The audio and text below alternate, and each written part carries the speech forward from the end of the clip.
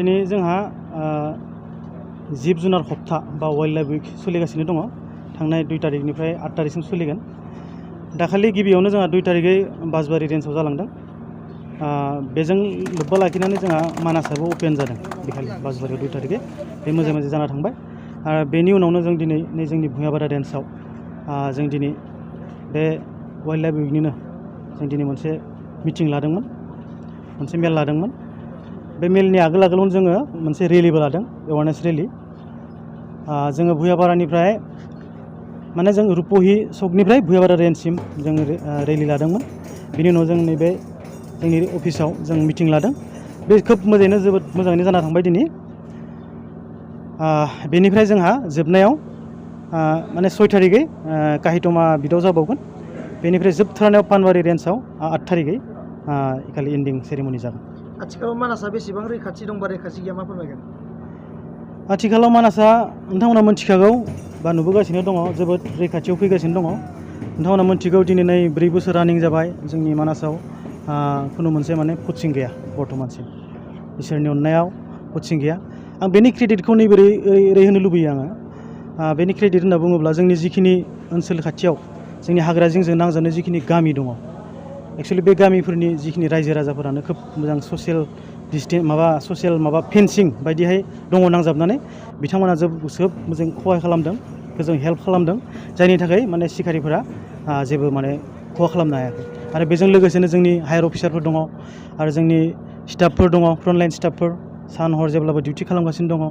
बिथांमोनाबो जोबोद खस्थ' खालामगासिनो दङ माने गासिबो लोगो नांनानै रायजो राजाफोर जोंनि हायार अफिसारफोर आरो जोंनि फ्रन्टलाइन स्टाफफोर गासिबो लोगो नांनानै माने ज'हाय जि मोनसे खस्थ' खालामदों बेनि फिथाइनि थाखायनो माने दिनै नै मथा-मथि बोसोरब्रै माने कचिं जायाखै आरो आं बेनि क्रेडिटखौ आं ओरैहाय होनो नागिरो नाथाय रायजो राजानि मोनसे सोंलु सोंगोन आङो मानासनिफ्राय मैदेर आरो अमाफोरा फैनानै गोबां बे ओनसोलनि रायजो राजाफोरनि माइ आबाद खहा खालामो नाथाय बिनि सायाव बिथांमोना खहा खालामनायनि मुङाव गभर्नमेन्टनिफ्राय जेबो मोनाखै होननानै गोबां सोंलु दों बिनि सायाव मा बुंगोन सारा आसलते बे मोनाखै होनबाथ' गोरोन्थि जागोन आगोलाव नंगौ आगोलाव माने जिखिनि दा हमना लानाय मैदेरा माइ जाफैबाय बे माइ जानायनि जिखिनि खेथिपुरन बेखौ आगोलाव माने बोसोरनै बोसोरथामफोरजोंसो मोनोमोन आगोलनिफ्राय मोनखायो बे मोना नङा नाथाय आथिखालाव नै बोसोरथामसो जाबाय बोसोरै मोनबाय थायो देग्लाय जायोब्ला फैगौ बोसोरावनो मोनगोन बेबायदि आरो मोनबाय थायो मोना होनना बुङोब्ला बिथांमोना गोरोन्थि बुंनाय जागोन मोनो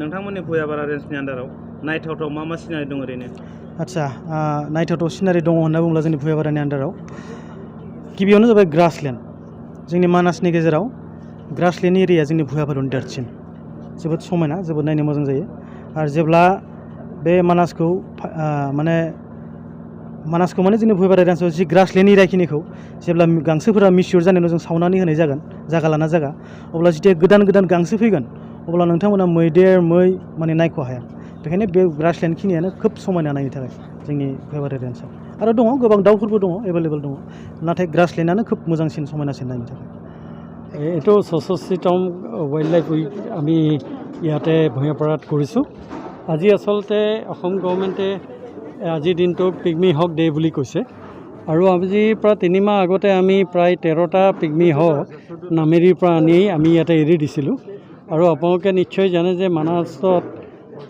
মানাছে এখন জেগা য'ত পিগমি হক যথেষ্ট পৰিমাণে আগতেও পাইছিলে আৰু 1976 চনত ইয়াৰ পৰা পিগমি হক লৈ যোৱা হৈছিলে পিগমি হক কনজাৰ্ভেশ্যন প্ৰগ্ৰেম বুলি প্ৰগ্ৰেম এটাৰ আণ্ডাৰত আৰু লৈ গৈ সেই পিগমি হকৰ বংশ বিস্তাৰ কৰি নামেৰিত এৰি দিলে তাৰপিছত ওৰাঙত এৰি দিলে আৰু আপোনাৰ বৰনদীত এৰি দিলে আৰু আকৌ আমাৰ ইয়াতে এৰি দিছে আমাৰ নেচাৰেলি এতিয়া 200তকৈ অলপ কম আছে পিগমি হক আৰু এইটো অঞ্চলত পিগমি হক কম আছিল কাৰণে ইয়াতে গ্ৰাছলেণ্ডটোও ডাঙৰ গতিকে আমি আনিলোৱে আমি ইতিমধ্যে এৰি দিছোঁ 13টা পিগমি হক আৰু অহা বছৰ আকৌ আহিব টোটেল আমাৰ প্ৰায় 60টা আহিব 5 বছৰত জংগলৰ পৰা হাতী আহি বহুত খেতি কৰে এই অঞ্চলত আচলতে সেইটো দীৰ্ঘম্যাদী আৰু হ্ৰস্বম্যাদী দুটা বস্তু আছে হ্ৰস্বম্যাদী হৈছে কি আপোনাৰ ধৰক কিবা কিবি শব্দ কৰিলে ক্ৰেকাৰ ফুটালে তেনেকৈ ধৰণৰ আপুনি খেদিব পাৰে বহু জেগাত মৌ মাখি ইউজ কৰিছে, ড্ৰোন ইউজ কৰিছে, তেনেকৈ কৰিব পাৰে।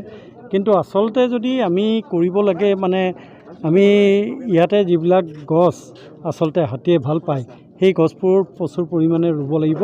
আৰু ইতিমধ্যে আমাৰ যথেষ্ট গছ আছেও, আৰু যিটো কাৰণে ইয়াৰে যিটো ডিপ্ৰেডেশ্যন, ইয়াতে যিটো ক্ষতি কৰে সেইটো অইন জেগাৰ তুলনাত এতিয়াও যথেষ্ট কম। যিহেতু আমাৰ 1034টা হাতী আছে গোটেই এইটো মানাহ অভয়াৰণ্যত, মানাহ নেশ্যনেল পাৰ্কত, গতিকে সেই হিচাপত ইয়াৰে ক্ষতিটো যথেষ্ট কম। ভূঞাপাৰা বনাঞ্চলিক কাৰ্যালয়ৰ প্ৰাংগণত যি টুৰিজিম কমপ্লেক্সত আমি বন্যপ্ৰাণী সপ্তাহ উপলক্ষে বন্যপ্ৰাণী সপ্তাহ আমি সভা পালন কৰিছোঁ। পোনপ্ৰথমতে ৰূপহীৰ পৰা শোভাযাত্ৰা কৰি ভূঞাপাৰালৈ আহিলোঁ, আৰু ইয়াত মুখ্য অতিথি হিচাপে আমাৰ field director Manas tiger project Amal Sharma চাহাব তেখেতে মুখ্য অতিথি ভাষণ ৰাখিলে। আৰু ইয়াত চালবাৰী SDO আৰু ডেপুটি ডাইৰেক্টৰ আমাৰ RN বড়ো আৰু লগতে বহুতো এই মানাহৰ আশে পাশে থকা গাঁওবাসীৰ পৰা, গাঁও অঞ্চলৰ পৰা অহা EDCৰ সভাপতি প্ৰমুখ্যে সমূহ সদস্যবৃন্দ ইয়াতে যোগদান কৰিছে। বিশাল শোভাযাত্ৰা, সঁচাকৈ এই শোভাযাত্ৰাৰ জৰিয়তে আমি মেছেজ দিব পাৰিছোঁ।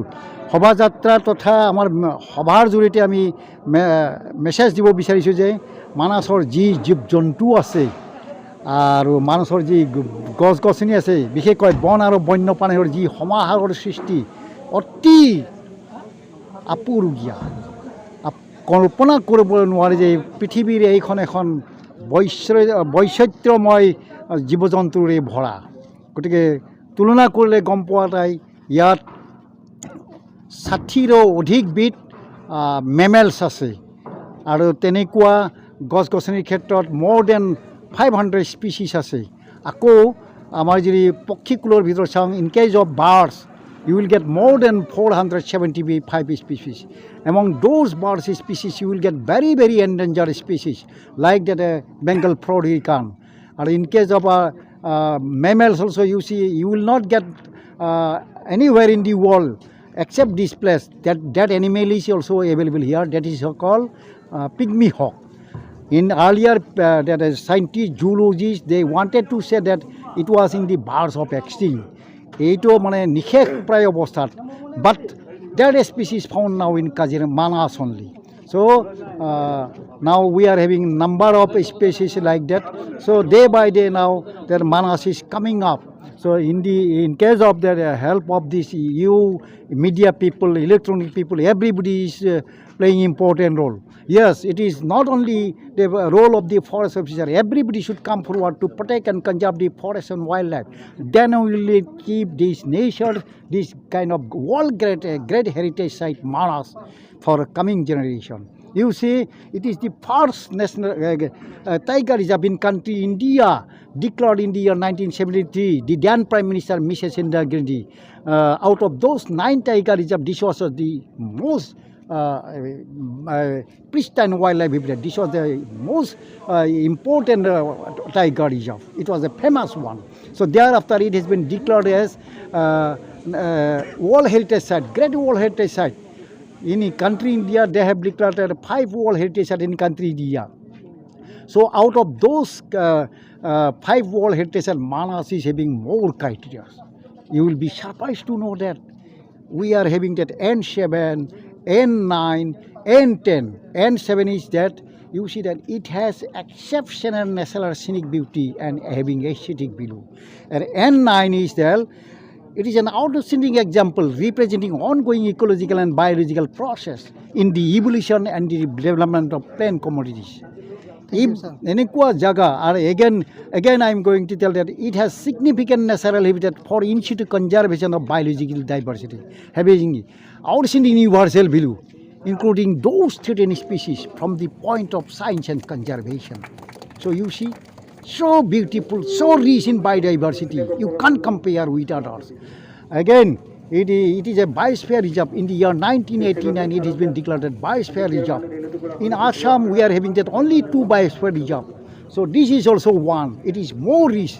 Again, it is a what is called a national park. It is declared in the year 1990. 90. Again, in 2003, it has been declared as a Ripu Sirang Elephant Reserve. For elephant also, it is very, very important. You can see the number of elephants.